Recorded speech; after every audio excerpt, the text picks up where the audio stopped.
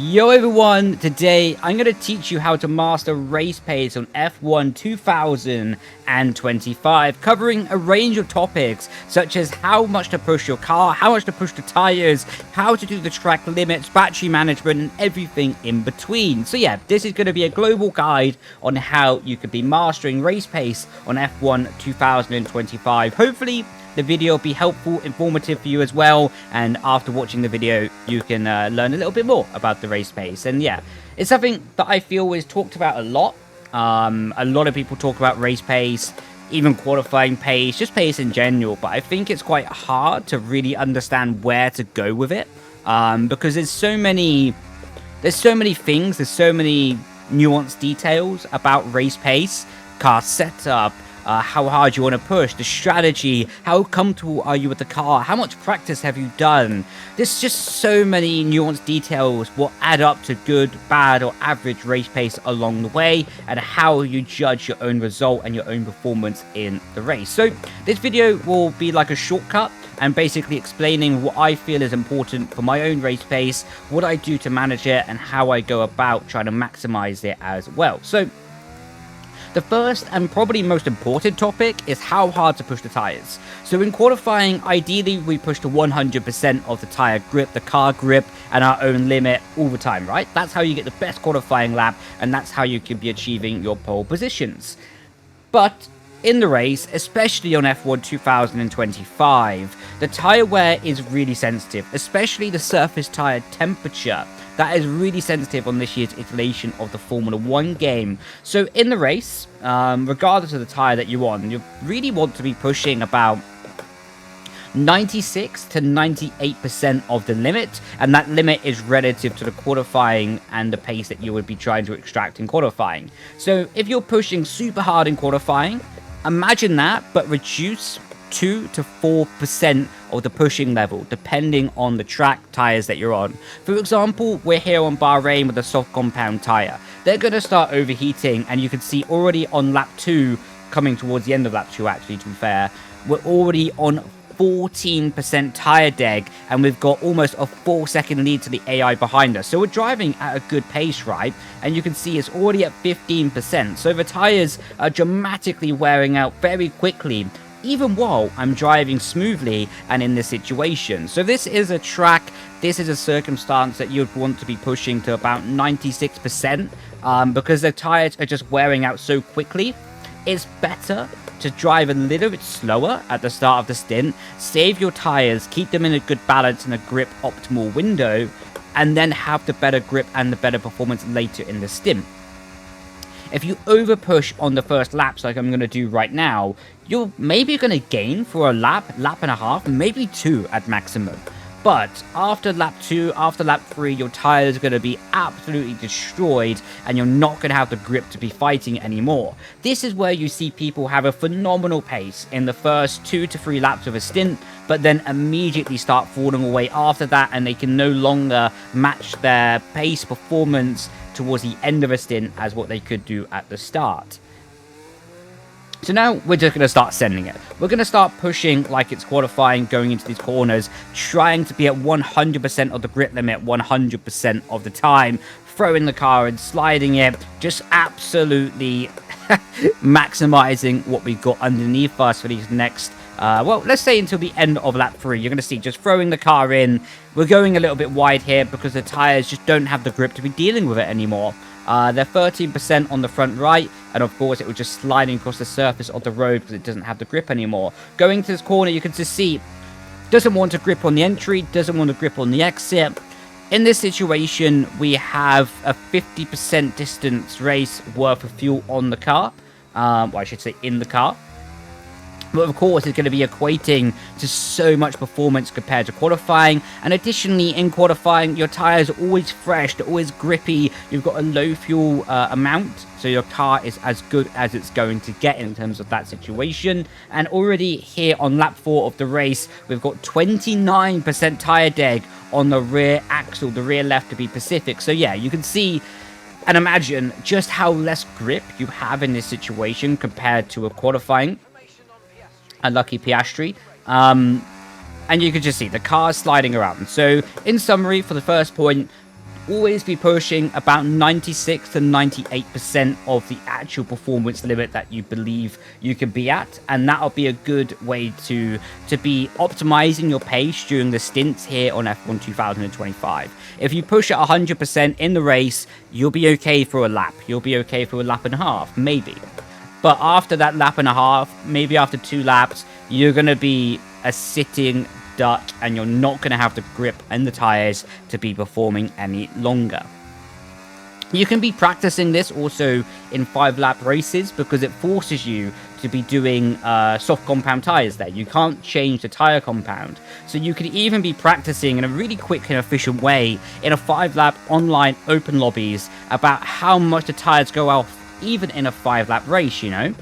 So you can be practicing to see, okay, what happens if I save the tires on lap 1? Maybe I start pushing a little bit more on lap 2. When do the tires fall away? And you can start practicing your race management skills in that 5-lap race to basically get to the end of lap 5 without feeling that much of a tire drop off, and you could do consistent or as consistent lap times as possible. Of course, with the soft compound tire, you will have tire drop off. It's just such a soft and a fast wearing tire, it's almost impossible not to, but you can still practice it, and you'll be able to feel it in the car when you've done a good job of saving your tires, just simply because it won't be as loosey-goosey at that point towards the end of the race. So that's our first point wrapped up here about tire management, how much to push and how much to not push in a certain situation. The second element of this video is going to be battery management. So as you can see now on the bottom right hand side of the screen, we have our battery modes available to see. So you can see we're none, medium, hot lap, and now the overtake. So as I've done a previous video about like how to use the battery on F1 2025, and I still follow the points that I made in that previous video. When I'm in the race, I use none in the corner, basically to limit the power that the engine can deliver, making it easier to get back on the throttle in a smooth way on the exit of the corner, minimizing tire deg, minimizing stress that you're doing to the rear axle. Then when I'm in the straight, if I want a power boost, I go to the overtake mode, and once I don't need the overtake mode anymore, because maybe I've held it down for 10% on the corner exit, then I run medium for the remainder of the straight. I would also like to clarify, though, there are some very, very rare situations that I would be using the hot lap mode in during the race. And that situation may be if I don't want to be using the overtake button to get a move completed. The scenario may be that the car ahead doesn't have the DRS and it's going to be an easy pass on the straight anyway. So then I would use the hot lap mode instead of the overtake mode, so I'm not wasting between like 2 to 6% extra battery usage, and I'm able to save that for a future situation. Of course, medium can be okay in that situation, but if I just need to get past the car on a shorter straight, for example, this next straight coming up here, after this left-hander, then using the hot lap mode to basically just get it done a bit more efficiently can be a good option. But predominantly, I'm always using the ERS mode to none in the corner, and then overtake button on the exit, and then the medium for the remainder of the straight. How you can know if you're doing a good job with your battery management is picking a certain point around the track. Can be the start finish line, can be corner 1, can be corner 2, wherever is a comfortable reference for you to be using. When you go across that marker every single lap, you can be counting if you've gone up or down on your total battery percentage. So for example, we're just going to do a lap and I'm going to live talk how I'm thinking about my battery. So coming across the start finish line here, we had 31%. It was just at 32, but we'll count it as 31 just to make it a bit easier, you know. Going into turn 1, having the battery to none, keeping it in none during turn 2 because it's not completely flat out, using the battery for, what was that, 5% on the exit before going back down to medium. Once we start getting towards the corner, putting the battery back down to none to save a bit of it and harvest as we go towards the apex.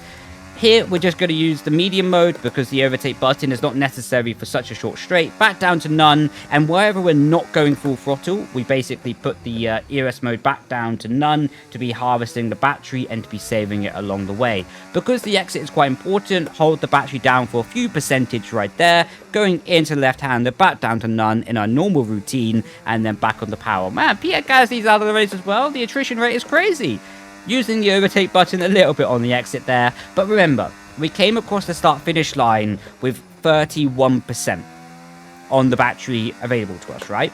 So if we get back across the start-finish line with more than 31%, we know that we can use that extra battery capacity on the following lap to basically continue to level off the battery percentage. In an ideal situation, every single time we cross the line, we want to be back at 31%, or your chosen battery level. Could be 90, could be 100, could be 70, whatever number sounds good to you. So now coming across the line, in this lap, we have been able to save 4% battery, you know?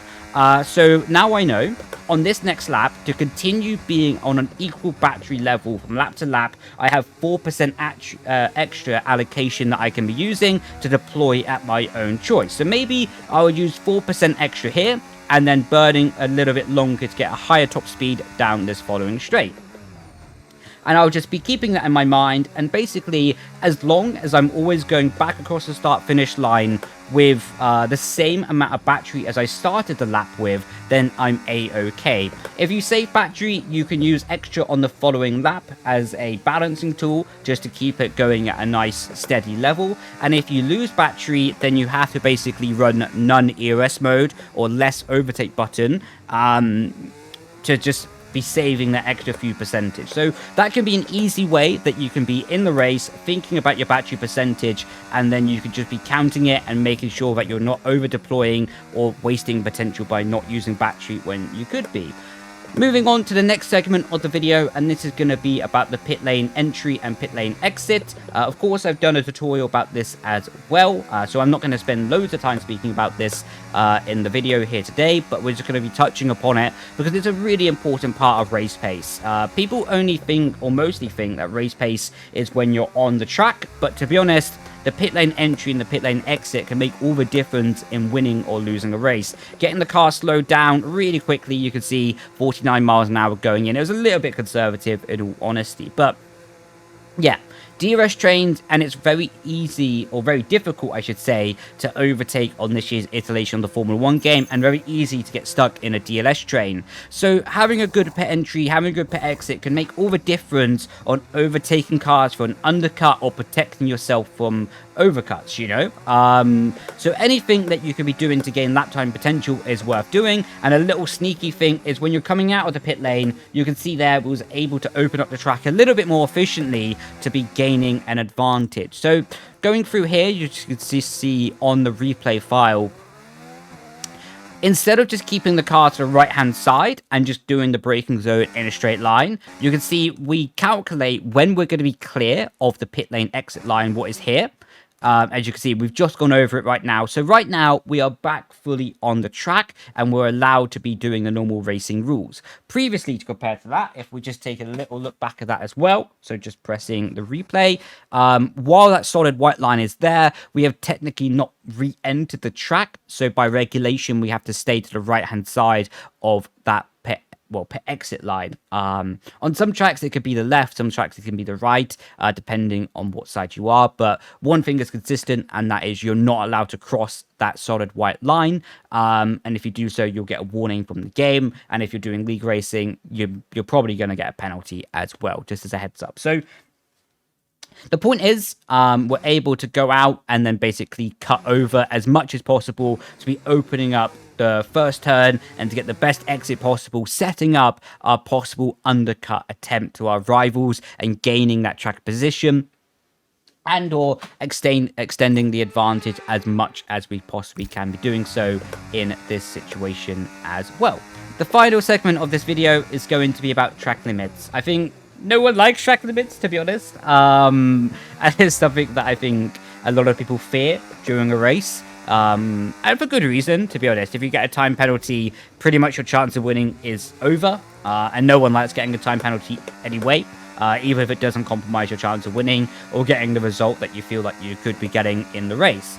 But there's a good method to be managing track limits. First of all, when you are practicing, you want to be driving in a mentality that you would be doing in the race. I see sometimes that people are just sending it in practice, whether you're doing practice for a league race or practice for your career mode races. They're just sending it with the track limits every lap, every day, and they're just getting really into a mentality that the track limits don't really matter, and they're just there to do an amazing PB. Whereas in reality, if you're practicing like you would do in the actual race with the mentality and treating it like track limits do matter, because they really do matter for getting a clean lap in qualifying or not picking up a penalty in a race, then you're able to carry that healthy mentality over to your racing condition. When you're doing your practice races or your practice laps in general, try to always treat it like a racing situation, and if you do get free warnings, mentally give yourself a penalty to get yourself in the frame of mind to not be pushing the track limits too hard unnecessarily. And then when you actually do arrive to race day, whether you're doing career mode, league racing, GP mode, your mind is going to be completely in gear and completely in tune for not basically pushing overly hard and treating track limits like they don't matter, because they do matter in a league racing, career mode or GP mode situation, because I mentioned no one really likes getting a penalty. So yeah, that is how to sort of be managing the track limits and building on a little bit more from it. Free warnings does mean a penalty in F1 2025. It has done for, I think, even since the start of the F1 games. And if you get the first warning, we're all kind of relaxed about the first warning because it is just the first warning. You still got 2 more to play with. Whereas when we get the second warning, we're always quite stressed, you know, because all of a sudden, if we make one more mistake with track limits, it's a 3-second penalty.